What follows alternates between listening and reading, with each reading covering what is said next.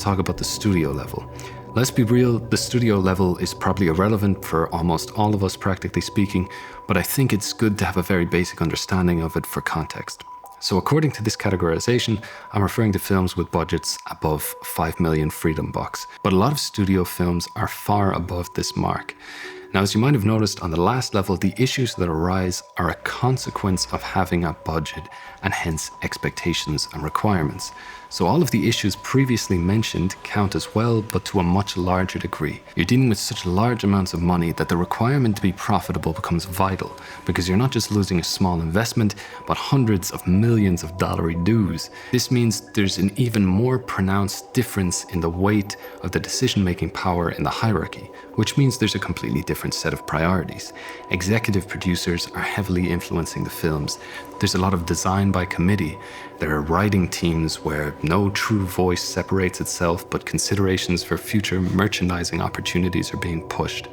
I think we can agree this is not conducive to creating art. It's about creating product. Am I right? Yeah. Am I right? Am I right, Lord? This is why studios are the most clear representation of the film industry in an economic sense. They have the highest market share. Their films and shows are what most people watch in the cinema and on streaming platforms. I mean, let's be honest, no one's coming to a screening of your experimental art film featuring footage of you repeating the same poem while getting increasingly intense electric shocks. Although now that I say that, I would definitely watch that. But let's weigh up the options here again. For the advantages, there are virtually no limits with regard to the resources available for the film. Notice I'm not saying your film anymore.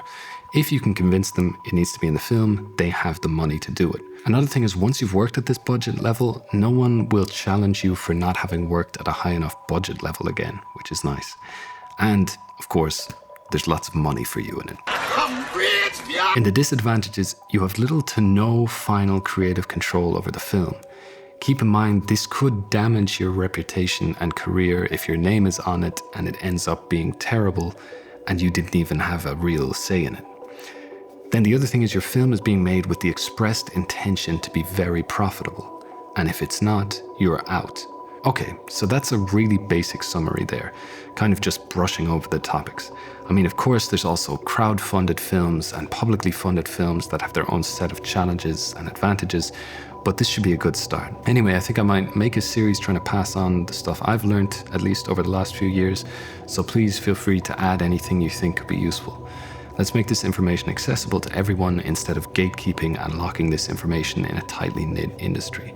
Power to the people. Power to the people!